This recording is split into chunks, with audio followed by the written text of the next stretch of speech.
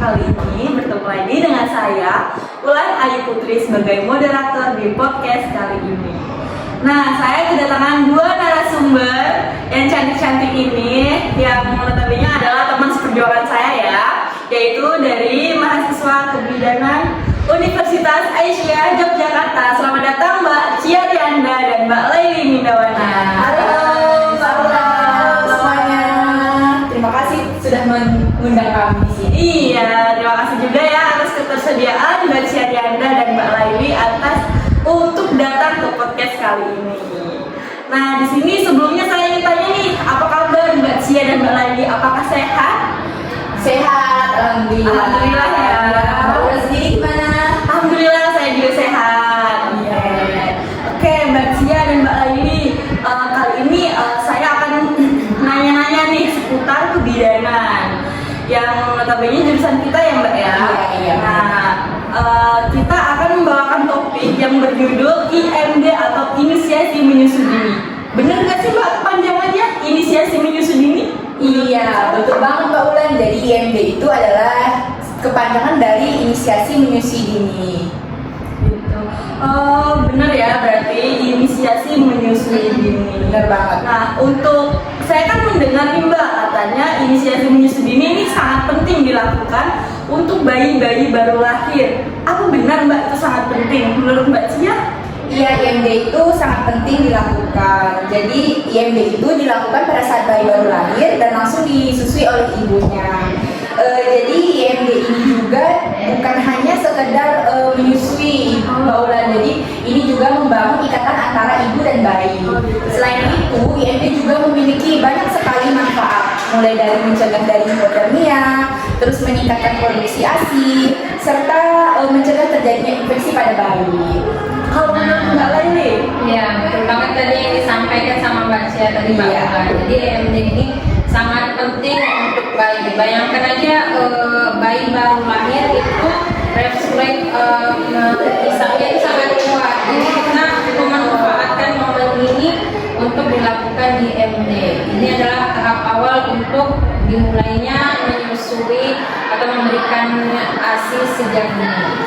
Oh, berarti IMD ini memiliki peran yang sangat penting ya Mbak? Iya, benar banget. Jadi Banget, ya. seperti yang Mbak Cia dan Mbak Laili sampaikan. Nah, sekarang saya ingin bertanya nih Mbak, kira-kira waktu yang pas dan kapan melakukan IMD? Oke, untuk waktu yang pas dilakukan IMD ya Mbak Ulan ya. Jadi untuk waktu yang tepat dan benar yaitu pada saat bayi baru lahir. Jadi pada saat bayi baru lahir, pastikan keadaan ibu dan bayi itu siap untuk melakukan IMD. Jadi pada saat bayi baru lahir langsung aja dilakukan IMD yaitu secara skin to skin, yaitu dari kulit bayi ke kulit ibunya langsung. Nah, untuk cara yang baik dan benar itu yaitu bayinya ditumpukan di bagian dada ibu, terus bayinya dalam keadaan bersih dan kering kecuali telapak tangannya. Jadi untuk kepalanya itu menghadap kepala ibu dan biarkan bayi mencari puting secara sendiri selama 1 jam.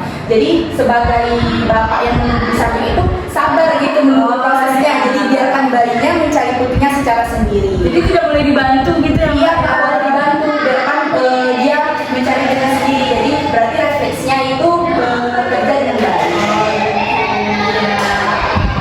Sebagai bapaknya juga itu mengawasi bayinya supaya nanti kalau ibunya tertidur supaya bayinya tidak terjatuh seperti itu. Terus juga untuk ini juga IMD ini tidak bisa dilakukan sembarangan seperti itu. Jadi ada tahapannya seperti itu. IMD juga tidak bisa dilakukan ketika bayi dan ibunya ini mengalami masalah. Contohnya seperti ibu mengalami preeklamsia berat dan juga bayi dengan BBLR atau prematur dan juga bayi dengan lahir dengan keadaan asfiksia. Oh, jadi bayi-bayi yang lahir dengan kelainan atau kebutuhan khusus seperti mengalami asfiksia, prematur atau berat badan rendah itu tidak boleh dilakukan IMD. Jadi butuh penanganan yang cepat dan tepat gitu ya? Iya. Seperti itu. Oke teman-teman, jadi IMD itu tidak bisa dilakukan dengan sembarangan gitu. Nah Mbak Cia sekarang mau tanya nih, untuk tahapan dan prosedur untuk memastikan memastikan bahwa IMD ini bisa dilakukan. Kemudian biasanya kan ada kendala-kendala nih yang terjadi. Biasanya apa sih Mbak kendala-kendala yang terjadi saat melakukan IMD? Oh, jadi bagaimana cara kita mengatasi kendala sebagai calon bidan ini ya Mbak Ulan? Jadi kita sebagai calon bidan memiliki peranan yang sangat penting untuk memberikan edukasi mengenai IMD ini kepada ibu beserta keluarganya. Jadi berikanlah informasi, edukasinya secara jelas dan mudah dipahami oleh keluarga.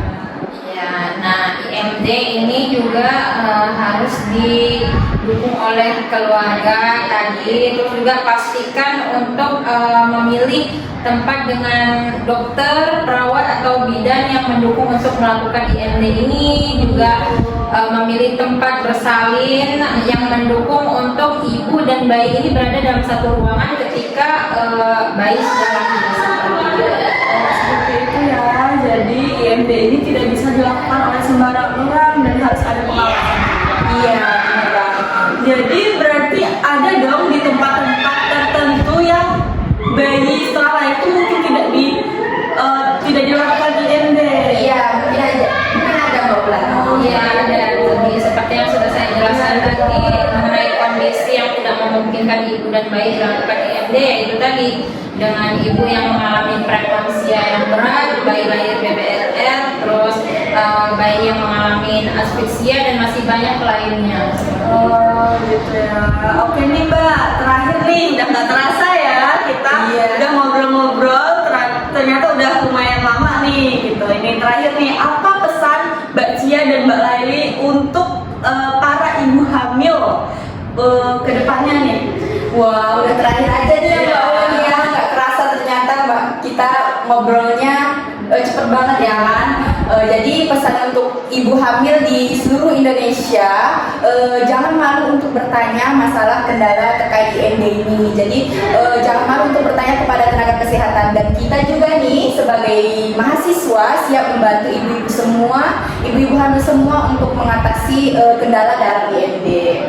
Iya, untuk ibu hamil di luar sana yang bakal jadi calon ibu nih tentunya, pokoknya jangan ragu nanti untuk melakukan IMD, karena IMD ini sangat penting banget buat bayi kita, untuk yang terbaik untuk bayi kita. Oke, Mbak Cia dan Mbak Laili, terima kasih sekali sudah memberikan informasi-informasi yang sangat bermanfaat untuk podcast di episode kali ini. Saya selaku moderator mengucapkan terima kasih yang sebanyak-banyaknya atas ketersediaan Mbak Cia dan Mbak Laili ya. Ya, sama-sama Mbak Ulan. Oke baik, jadi itu seputar informasi tentang IMD ya teman-teman, atau inisiasi menyusui dini.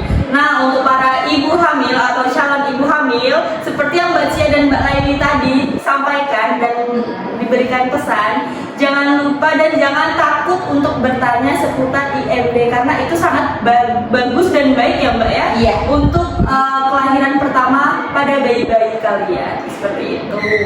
Oke teman-teman, semoga podcast ini bisa menginspirasi kita semua untuk terus mendukung inisiasi menyusui dini. Jadi jangan lupa